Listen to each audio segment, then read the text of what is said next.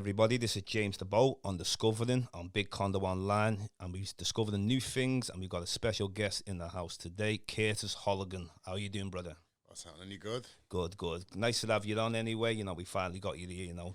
Nice one. I can be a bit hard to get hold of sometimes. That's it, you know. Well, we're going to deal with your timeline on, you know, you're a musician. You started from, you've been doing this a long time, your music, isn't it? Don't be telling everyone I'm old. Okay. Well, you know, look well anyway. You know. Nice one. Yeah, How old was you when you first got into music? I first started like properly when I was about, messing around, I'd say when I was about 13, 14. 13, 14. Just messing with tapes, trying to record one tape onto another to make my own mixtapes and all that. And then, my mum couldn't afford decks, or didn't want to buy decks because they were too expensive, and she didn't want it to be a passing phase. So I started MCing when I was like 15. First show I was about 16, something like that. 17, and then because I looked older for the age, and then it's just carried on from there. Really, just been non-stop since, pretty much. So you've gone into, because I know you do drum and bass. Yeah. But it's kind of, you do different kinds of music. You was explaining to me about the indigenous beats as well. Yeah. If you could tell me a bit about that, because I thought that was very interesting about indigenous beats and that. So I suppose I've always wondered where my obsession with jungle and drum and bass come from. Right, yeah. Obviously, it's, there's the hip hop and there's all the history dating back to, if you want to go back into funk to the funk days, soul, you know what I mean? It's all part and parcel and still a part of the same genre, but this genre. But I mean, I suppose I was just interested in where it came from and where my I wouldn't say an emotion, but where my energy came from within. I'm old still, and if someone puts a certain type of track on, I'll be fired up. Do you know what I mean? In a tribal sense, I suppose. I know exactly what you're saying. So I started investigating a little bit, and I was in uni at the time. So I was going to do my major project on the use of indigenous drumming patterns within Western music. So mainly drum and bass, but then also other genres.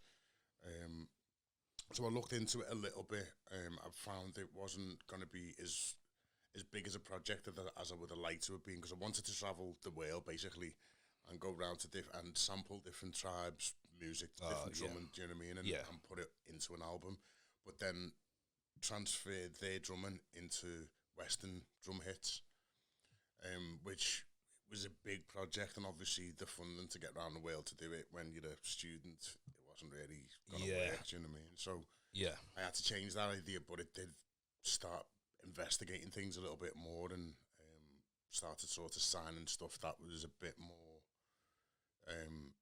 based around indigenous drumming and the history in the drum patterns, do you know what I mean?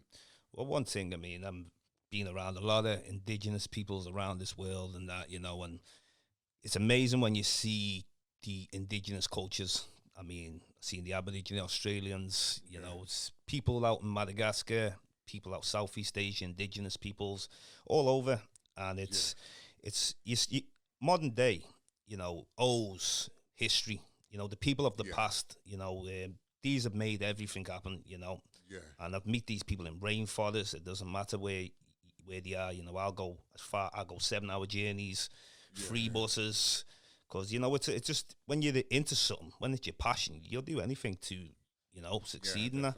So I thought that was very interesting when you're saying about indigenous beats, because that was originally our conversation on the phone. Was, well, I was surprised you were there doing the indigenous beats and I was doing the indigenous tribes. So I thought it was a good connection for us to be able to have a talk and bring it on this show and that. Yeah, nice one, man. Nice one for bringing me on. Yeah, of course. But also as well, so have you done events before as well, haven't you? Yeah, I've done independent events in Liverpool, like the Zanzibar back in the day. Zanzibar, yeah. There was a place further down Seal Street, which the name's gone now, which had done a couple of things with Threshold Festival as well, and hosted a few bits with them.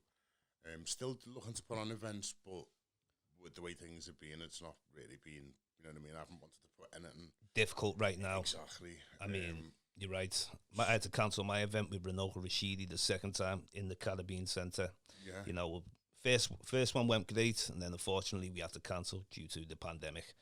Yeah. But continue. You're saying? But yeah, so I'm still looking to do some, to get some in, but mainly in Liverpool as well, and a couple of things in London that I'm trying to get sorted out as soon as there's a bit more clarity. I mean, they're saying it's all, you know, it's over. People can go and do what they want, but at the same time, I'm guessing it's going to be locked down again at the in winter. Well, we can't predict, isn't it? So it's good for you to make plans and think ahead.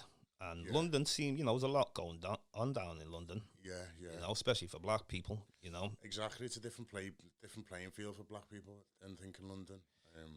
Definitely think Liverpool. Yeah, as you know, it can be quite I think the culture's like I don't know what it is, because like, I mean, from the time I'm born, and I remember like there was stronger when I was a lot younger, but I just see now it's a bit more like it's done differently. It's like it's to do with, like, say, people who've interfered, and okay, you just settle for this, and also it's about it's a competing game as well with other races in the one L8 area as well.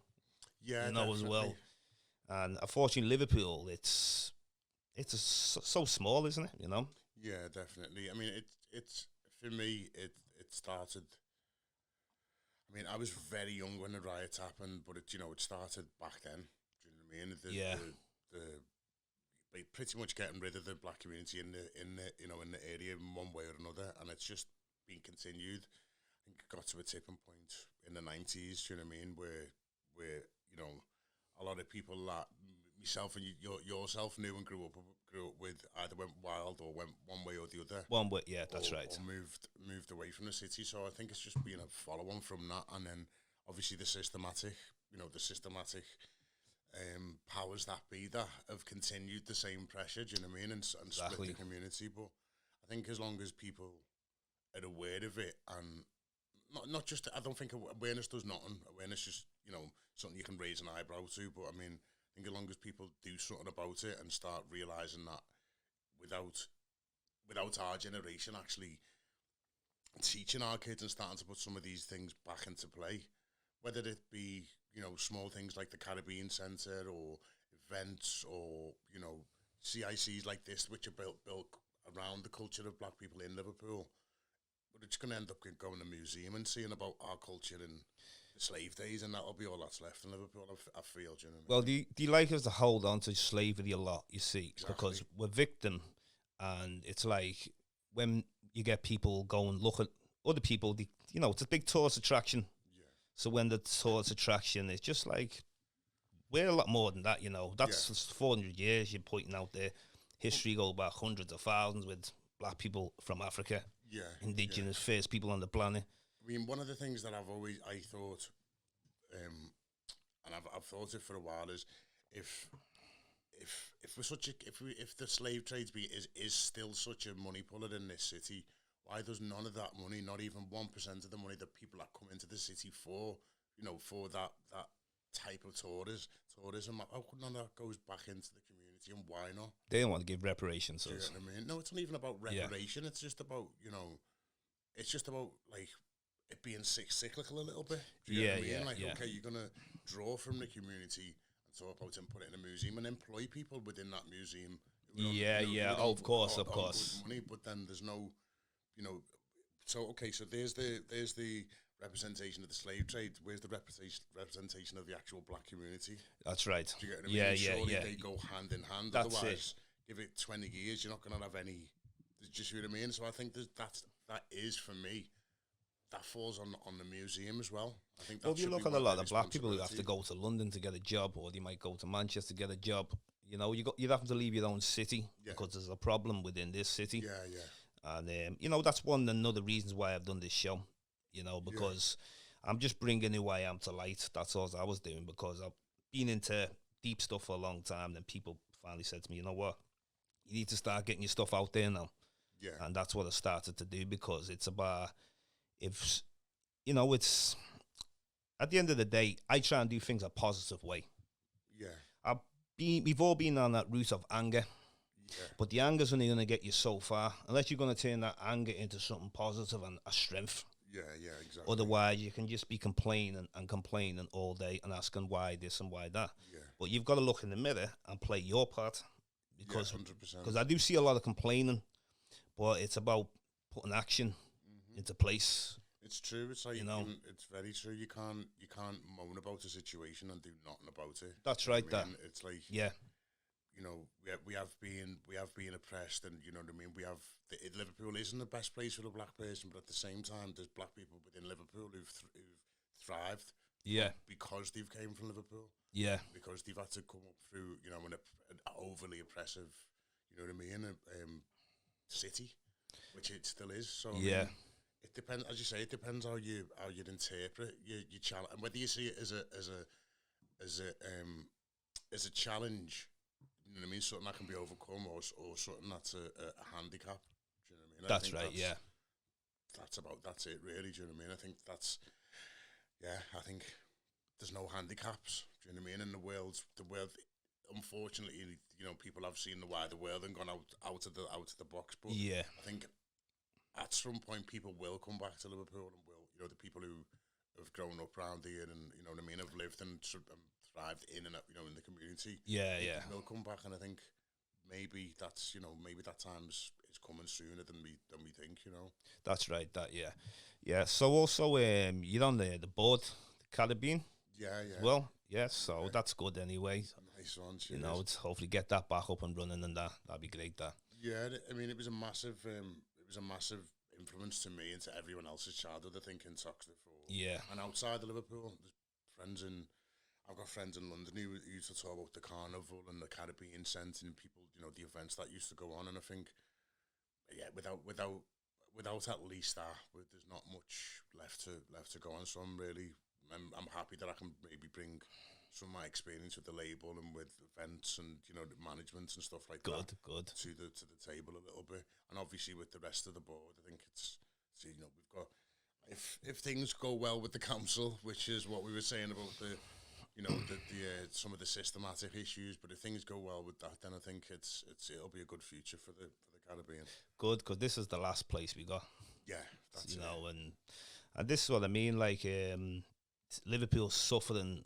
There's lack of culture, but there's also a lack of identity as well with people and that. And you know, it's about, if you're not going to educate your child on your history, of course you want them to do good and get on in school. But if you don't educate them your culture, your history, it just gets lost so fast. Yeah.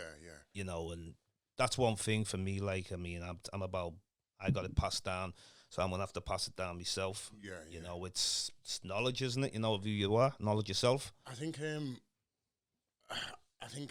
your background's you've African background, not you? Nigerian. So Nigerian. Yeah. So, and I think I've got a Nigerian background, but also Caribbean Oh, background. I've Caribbean as well. I've got the Trinidad in me Yeah. from my mum's side, Trinidad, and Nigeria from my father's side. Yeah. I think, So I have both, just like yourself. and I think that in Liverpool, definitely in Liverpool, maybe not in other cities, but the disconnect between the Caribbean and the African communities Yeah. is always been a thing. Do you know what I mean? Yeah, and, you yeah. know, and I think it's sort of, again, that sort of helped divide our own. You know what I mean? That's very, divide yeah. our own. That's whereas- right. That's right. That, I mean, because having both sides, you can kind of see both ways. Yeah, there's different ways. So at one time I was talking with Chase. One time I was on for Black History Month. I did a talk on Big Condo, and I was saying I gravitate more to me Nigerian than I do me Trinidad. And the reason why is because Trinidad, they're originally from Africa, and I can't pinpoint the exact country where they came from. Yeah. But I know that the Nigerian side, I can pinpoint the country, the village, you know, the tribe. Yeah. I can point to a lot more. So we're dealing with like a short history. It's like people who are from anywhere in the Caribbean or America, you know. So, well, you can do all these DNA tests now, can't you? You can find out your tribe and, you know. But, you know, at the end of the day, it's about, I'm about what's positive. Yeah. You know, I'm not going to, there's things that make you angry. We can get angry every day, especially when you turn on the TV. Do you think Would you just saying then about chasing back your DNA and stuff like that? Obviously, my second name's a Bayesian name. Okay. From Barbados. So a couple of years ago, I always thought that it was just my dad and his brother. There was no one else. My granddad and maybe his brother. Yeah. Found out years later that my granddad had like 12 brothers. Wow. So those 12 brothers then had like 12 kids each. Like massive family in Barbados, all wow, big on family. Facebook, Holligan Nation. I'm like, Holligan, what? No, this is a madness. So I'm looking through, and yet there's hundreds, thousands apparently of Holligans that all go trace back to Barbados, to the same family. Same family. So I then looked into it and was thinking about it, and I thought, well, how have we ended up with the name Holligan? Do you get what I mean? Surely that means we've in some way took on some slave trader's name. Or being That's given right, a yeah. pot of that, you know what I mean? So Yeah. when you were saying about identity and that, and saying, how I suppose how is a black person supposed to feel when you've got a name that does date back to slave traders' days, and then you start looking at. I looked into it, and it dated, it looked back to a Scottish clan. Do you see what I mean? So I can see how it's hard then to look into your history, because it becomes painful. Yeah. It becomes something like you know what I mean? Yeah. Where does it go from there then? You get what I mean? I get it. Yeah, yeah. Well, yeah. At the end of the day, it's dealing with the motherland, isn't it? And yeah, exactly. it can be difficult. It depends how much you want to know yourself. Yeah, definitely. And your history. I mean, I'm one of them type of people. I go really far lengths me. I go to other parts of the rainforest, the other part of the world. It doesn't matter if I need to find out something. But yeah, though, I was back on to the music anyway. So, what's the last project you were working on? The last one for myself was a tune I produced called Fall, which was a little bit political. It's got an old sample from I think it was Rockers. Talking about Babylon Shall Fall, and it's not Rockers. It's another one. It'll come to me. But that was the last project, drum and bass track, and then the next one up I've got a track called Black Mirror, which is, I suppose it's about social media and some of the issues that are coming from it, some of the issues within society, I suppose, which is, I think this last year's brought up a lot of the issues that are in the track. And then just working on the record label quite a lot. I've got quite a big feature coming up with one of the artists on that. But yeah, just pushing as hard as I can really on that. Yeah. Do you want to give your social media? Yeah. If you want to, it's up to yourself. So you can follow me on MC SAS on Instagram. Follow the record label at Sleepless Records. Okay. UK. Yeah. Thanks for that. Anyway. So anyway. Also, these live events, you like live events, doing live, don't you? Yeah. You were saying you preferred it than going to the studio. Yeah. Tell me, like, what's the feeling of the live event that you prefer? Is it the energy? I think you get a different type of adrenaline with an energy. Yeah. Sorry, a different type of energy. Yeah. Fueled adrenaline on stage than you do in a studio. You still obviously get your adrenaline in a studio, but it's a different vibe. Yeah, it's the sound level alone. Being surrounded by a wall of sound and being in them, it feels like you're more in the moment than you are in a studio. So yeah. What's the biggest crowd you're performing in front of? Like the numbers, would you say? Probably about 8,000-9,000 maybe. Yeah. Okay. Creamfields. Yeah. Yeah. That was done it twice in 2008 and 2009. Yeah. It was busy around then. I've done Creamfields twice. Then I was doing like Fabric in London. Right. I've been going to Austria for the last 20 years or so, doing shows over there. Good. The last show over there was probably the best. Yeah. The best show I've it was the best event. Yeah. Do you know what I mean? Yeah. Also, some of the other stuff you were telling me before that you've been involved in. You were on an episode of was it something? Yeah. So I was working. So going back to about 2012, I ran a recording studio in Liverpool. Yeah. And work with a lot of artists, even Breezy himself as well. Back in the day, Jade, just loads of people. So from that, I done like BBC introduction, but I've also done a bit of sound design for a couple of episodes. Well, 2 seasons. One was Clink on Channel 5. Clink. And what was the other one? What did I say it was? Moving on. Moving on. 10, yeah. Season 10. Season 10. That was a couple of years ago with LA Productions. So Okay. sort of learned a different trade along the way, just out of determination, I think. So was you playing a role in it? No, sound. The sound. Sound, yeah. Right, sound okay. Yeah. Yeah, that's good anyway.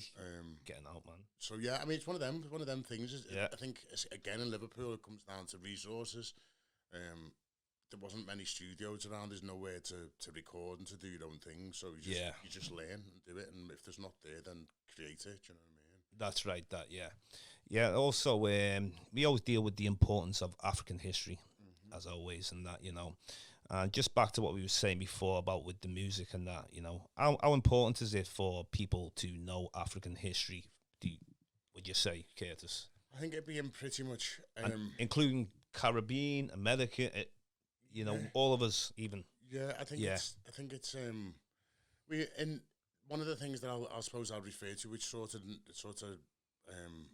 explains a little bit, is like back in, you know, back before the days of the proletariat and the bourgeoisie. Yeah, there wasn't music.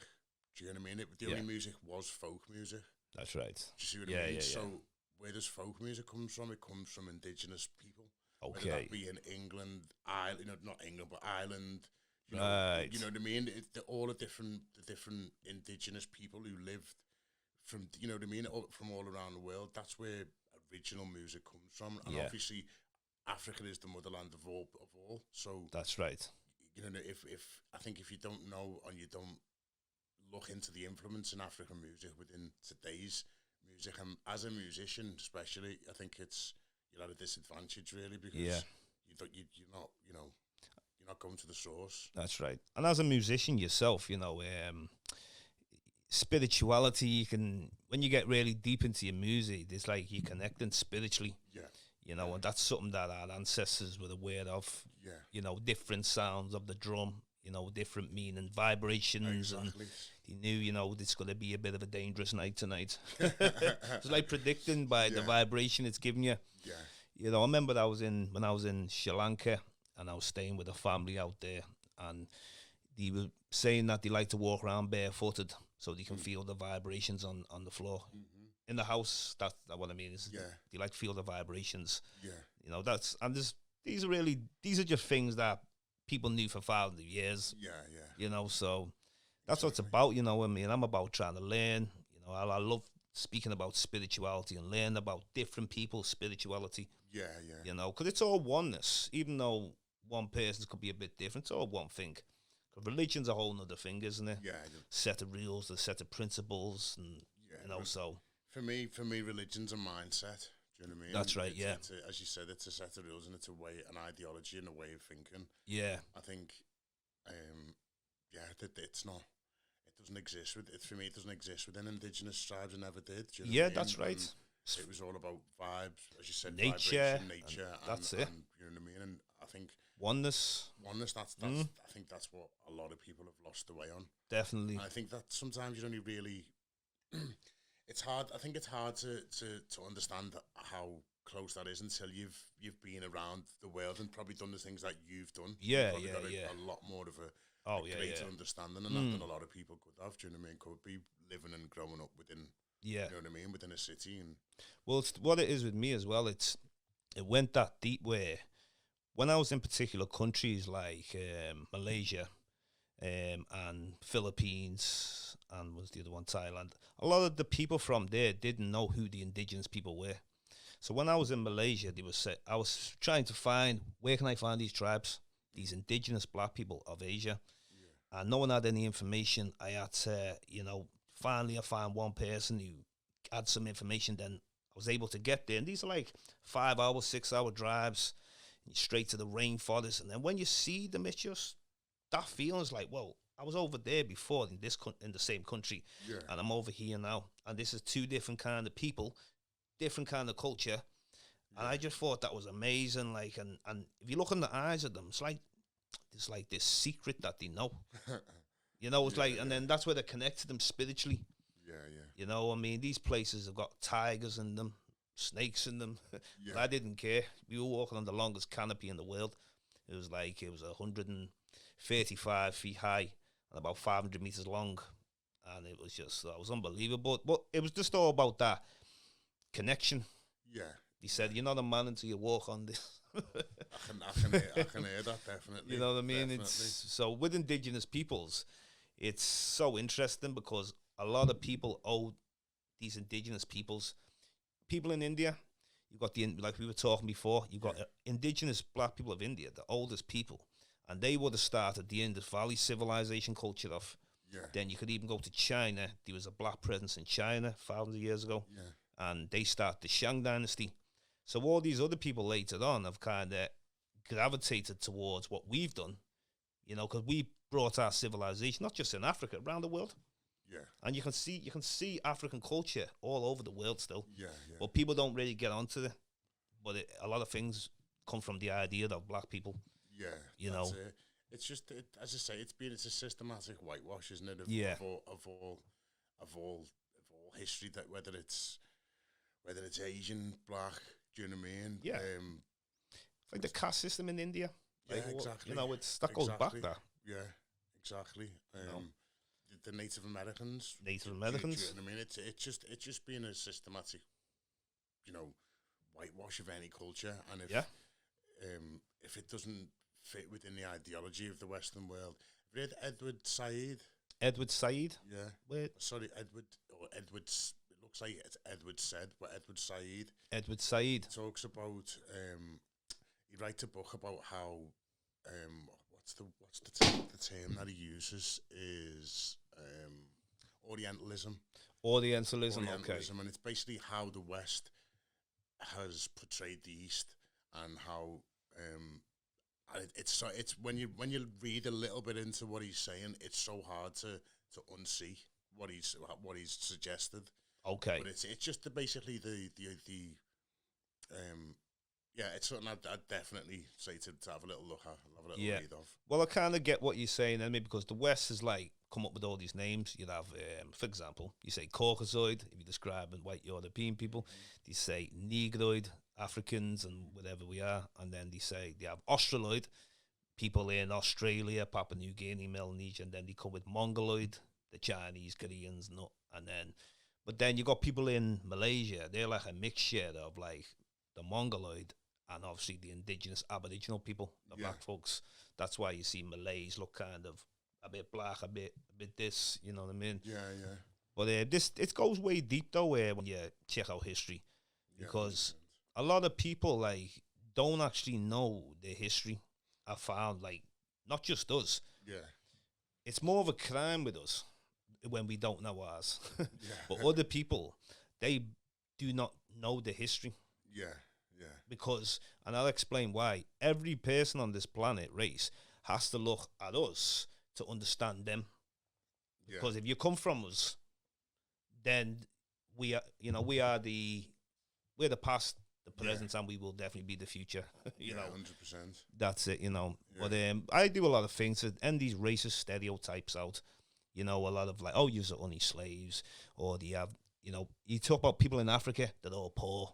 I'm seeing a lot of rich Africans, you know, and people like to own land. Land's a big thing. Land's not a big thing in this country. Yeah, yeah. You know. Yeah. So that's one of the main things I do what I do. Yeah. And like, you know, I appreciate you coming here today and you know, sharing what you do, and that's about telling your stories. Yeah, nice one for having me on. Honestly, much appreciated. Yeah, no, really doing that, you know. And if you've got anything else you want to add on, any future events or anything to do with your music or whatever you want to promote. No, I suppose just going out to the community that, you know, that listen to the podcast and the wider community. I about getting behind the Caribbean Centre, I suppose, and just trying to get down there and get, you know, supporters in any way that you can. Obviously, times have been a little bit harder with COVID, but yeah, there's some good things coming for the centre, so stay tuned on that side of things, really. Nah, that's great anyway, though, but I really appreciate having you on anyway, Curtis. Nice one, man. Nice, you know, one. And this is James Diboe on Discovering. I'm your host, and we're out of here for today, but thank you all. Peace, Curtis. Nice one, bro. Cheers.